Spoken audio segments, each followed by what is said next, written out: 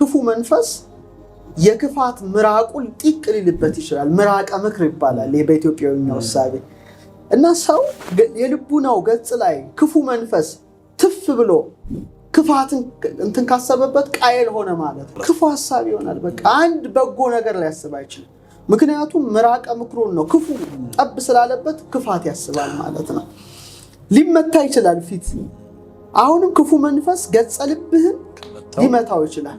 ከመታው ህመም አለው ማለት ነው። በቃ ገጸ ልቡናውን አስመትቷል። ስለዚህ በተቻለው አቅም ሰው ስጋ ነፍስ መንፈስ ስለሆነ ገጸ ልቤን ልጠብቅ ይገባል። ስለዚህ ነው ሰው ጠቢቡ ሰሎሞን ልብህን አጥብቀ ጠብቅ የሚለው።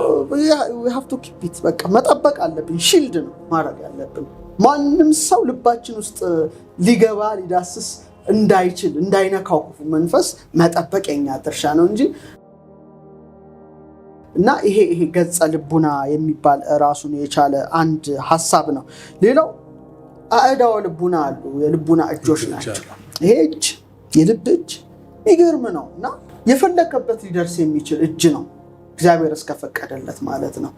ምን ይላል ሊቁ? ለእመይ ትክል ሰፊሃዴከ ስፍሆ ለልቡናከ። ምን ማለት ነው? እጅህን መዘርጋት ባትችል የልቡናህን እጅ ዘርጋ። አሁን እኛ ወጣንያን ገና 30 ውስጥ እዛም ለመድረስ እንጃ ስለሆንን ወደ አምላክም ስንጸልይ እንዲህ ብለን ጸልየን እጃችንን ዘርግተን በርግጥ እጅ ብዙ ምስጢር አለው መዘርጋቱ ወደ ሰማይ። ይሄ ራሱን የቻለ ጣቱ ራሱ ምኑ ብዙ ጉድ ነው የያዘው። እዚህ ውስጥ አልገባም እንጂ እንዲህ ብለን ነው እጃችንን ዘርግተን እንጸልየው። ግን ይሄን ባንችልስ ሰዎች እጃቸው በሰንሰለት ቢታሰርስ? እነዛ ግን ስለሚበቁ የልቡና ንጽህናው ስለሚገቡ ይሄ እጅ ይዘረጋል ማለት ነው። እስከ አርያ ከፍ ብሎ ኢትዮጵያ እጆቿን ወደ እግዚአብሔር ትዘረጋለች ወይም ታደርሳለች ሲል ታበጽ ደውያ ስለሚል ምን አይነት እጅ ነው? እደ ስጋ ነው እንዴ? የስጋ እጅ ነው እንዴ? አይደለም። ይሄ መታወቅ አለበትና የልቡና እጅ ከሆነ የሚዘረጋ ነው። ራሱን ችሎ አንድ የስሜት ዋሱ ነው የዚህ ማለት ነው። ሌላው ራሱን ችሎ እግር አለው። እግሩ በጣም ይገርማል። አእጋረ ልቡና በጣም የሚገርም ነው። መሄድ የሚችል ማቆም አትችልም። ይሄ ነገር ሰው ከተኝቶም ረፍት የለውም አይደል? ሌሊት ከልቡና ጋር መጫወትም ይኖራል እኮ። እግር ይሄዳል። የኛ እግር እሱን ነገር ይሄ ግን ይሄዳል። ለምሳሌ በዚህ የምናውቀው ለምሳሌ አባ ሕርያቆስ ይገርመኛል። ይህን ባሰብኩ ጊዜ ይላል። የርቀት ስለሆነ እኮ ነው። ልቡናዬ በነፋስ ትከሻ ተጭኖ ይወጣል። ምስራቁን፣ ምዕራቡን፣ ሰሜኑን፣ ደቡቡን ዳርቻውን ሁሉ አቅቶት ይመለሳል ይላል። መውጣቱን መውረዱ ይጠቅሳል አደጋግሞ። አይነ ልቡ ነው ማየት ይመኛል። እግረ ልቡ ነው መሄድ ይመኛል። በእደ ልቡ ነው ሊዳስስ ይሞክራል። ይሄ በጣም የሚገርም ነውና ሰው ይሄንን መጠቀም ከቻለ ልቡ ነው ይወጣል በምስጢር ሰረገላ። ማንም ሊገድበው አይችልም። እግሬ ሊገደብ ይችላል ሰው። የልቡና እግር ግን መገደብ የሚችል ማንም የለ ፈጣሪው እግዚአብሔር ብቻ ካልሆነ በስተቀር። ይሄ አንዱ ሲሆን ሌላው መትከፍ አለው። መትከፈ ልቡና የምንለው ጫንቃ ማለት ሰው በጫንቃው ምን ሊሸከም ይችላል? ይሄ ደግሞ ምስጢር መሸከም የሚችል ነው መትከፈ ልቡና። ሰው የልቡናውን ጫንቃ ማስተካከል ከቻለ ላይ የማይጨመር ምስጢር የለም። ይችላል ምስጢር ይችላል። የበቃና በእውቀት ከፍ እያልን ስንመጣ ነው። ለምሳሌ ምስጢር ሰው የሚገለጽለት እንደ አእምሮ ስፋት እንደ እምነቱ ጽናት ይላሉ ሊቃውንት። በከመይደሉ ወይበቆ እንደሚረባው እንደሚጠቅመውና ጫንቃ አንተ በጣም ለጋ ለሆነ ህፃን ትልቅ ነገር እንዴት ልታሸከመው ትችላለህ? አይሸከመውም። መሸከም ስለማይችል አቅሙ ነው የሚሰጠው። ጥዬ ነገር ታሸክመዋለህ።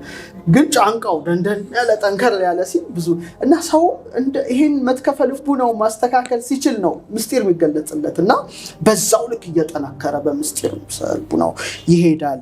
ሌላው እዝና አለው። እዝነ ልቡና ይባላል። እዛም እንትኑ ኪዳኑ ላይ ትምህርተ ቧት ይባል መጽሐፍ ላይ አውሮ አይንቲክሙ ለበገሃድ ይላል።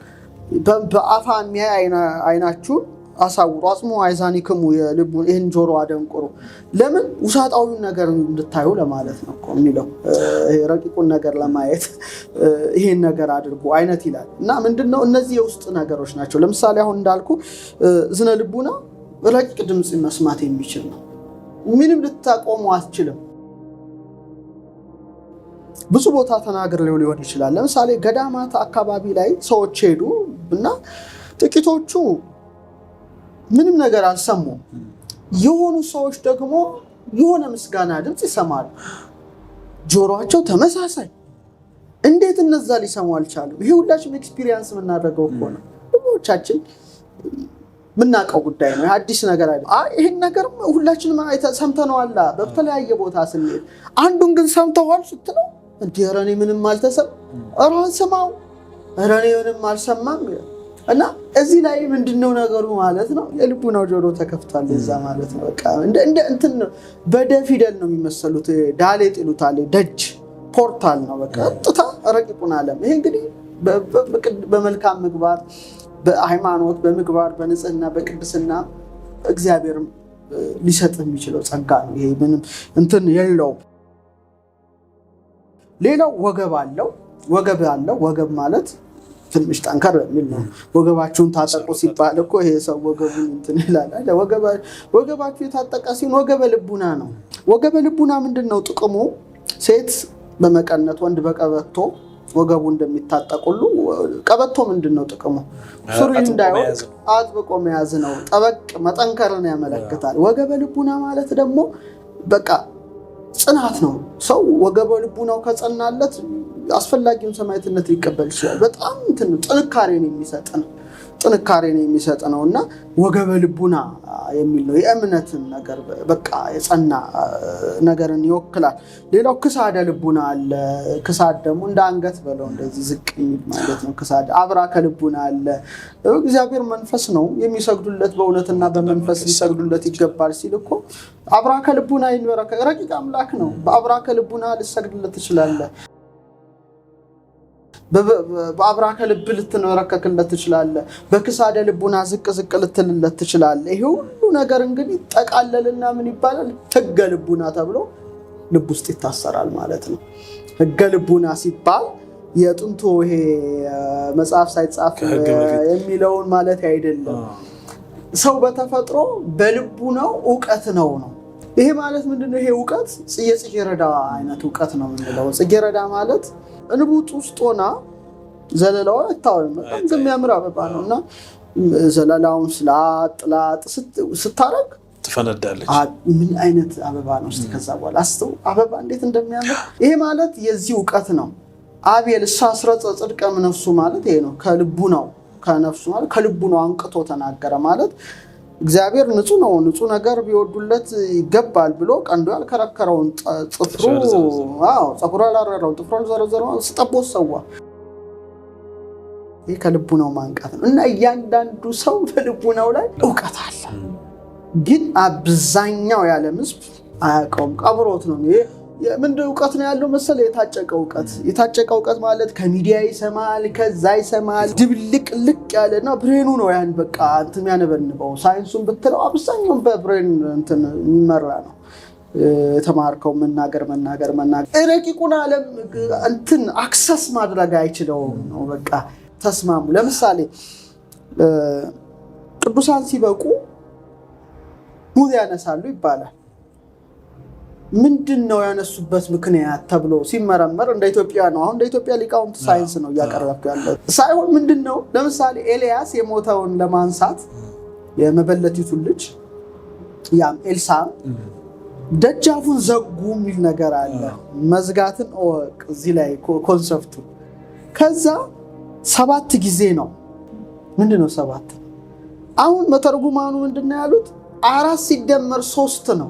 4ቱ ባህሪያተ ስጋና 3ቱ ባህሪያተ ነፍስ ተስማምተዋል። 4ቱ ባህሪያተ ስጋና 3ቱ ባህሪያተ ነፍስ ሲስማማ ሙት ማንሳት ትችላለህ ነው። እና 7 ጊዜ መውደቃቸው የሞቱት ላይ እንደዚህ ብድቅ ማለት እሳት፣ ውሃ፣ ምሳሌ ነፋስ፣ መሬት፣ ልብ፣ ቃል፣ እስትንፋስ ብድቅ እግዚአብሔርን ስም ጠርቶ ያነሱታል ማለት ነው።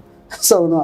ስለዚህ እነዚህ ነገሮች ሲስማሙ ነው ሰው የመጨረሻ ዕውቀት ደረጃ ደረሰ ፍጹም ይደና እንደ ጽጌረዳ ብለህ ማየት ትችላለህ። ሌላው አሁን አብዛኛውን ጊዜ የአንጎል ዕውቀት ተብሎ ሲባል ኢትዮጵያውያንና መሰል ጥንታውያት ሀገሮች ግን የልብና የኩላሊትን ዕውቀትም ጨመር አድርገው ይናገሩ ነበር። አሁን በ1991 በጎርጎሮሳዊ ዘመን ቀመር ነው የልብ ዕውቀት የታወቀው። ይሄ ምንድነው? 40,000 የተለያዩ ሴሎች ተገኙ ልብ ላይ ማለት ነው። ራሱን ችሎ የሚያስብ እኮ ማለት ነው። አንጎላችን ራሱን ችሎ እንደሚያስብ ሁሉ ልብም ራሱን ችሎ ማሰብ ራሱ ቃሉ እኮ ልብ ሲል እኮ ለበው አስተዋለ እኮ ነው። ከማስተዋል ጋር መሄድ ነው አይደል? ልበ ቢስ ትለዋለህ።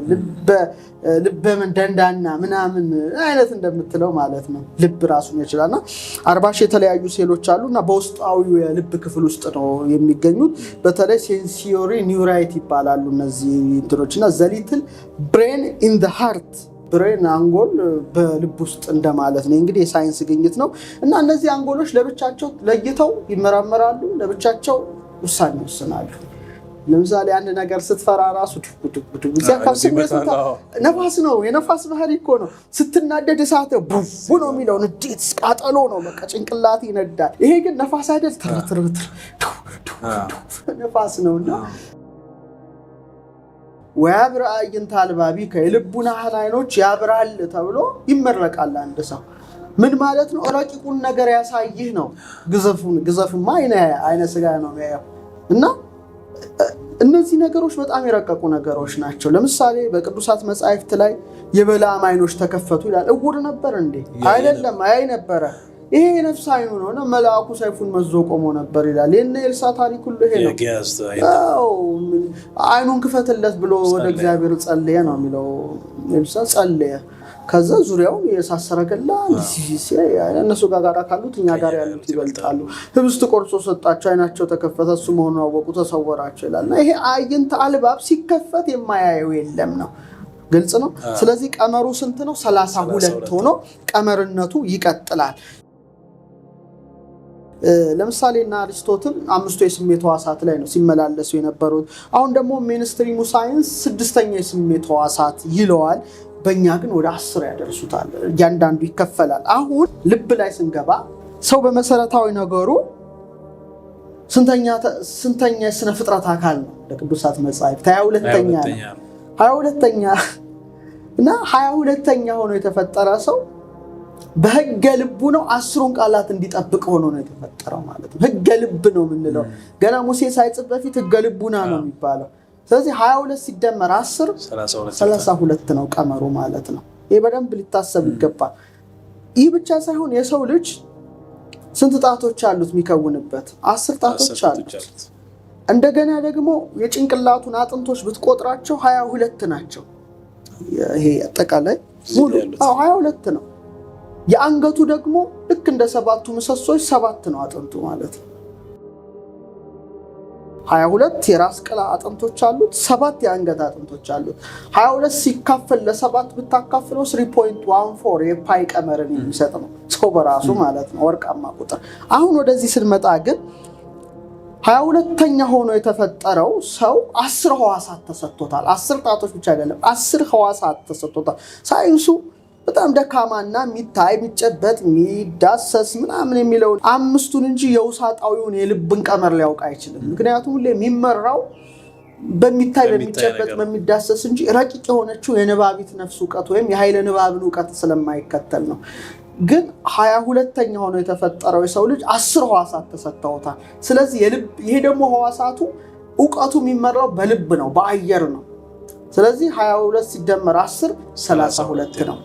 እሱን እንቶ በህገ ልቡና የነበሩ አባቶች የሚባሉት እስከ ያዕቆብ ድረስ ያሉት ናቸው። ቁጥራቸው ስንት ነው? 22 ነው። 22ቱ አርእስተ አበው ነው የሚባሉት።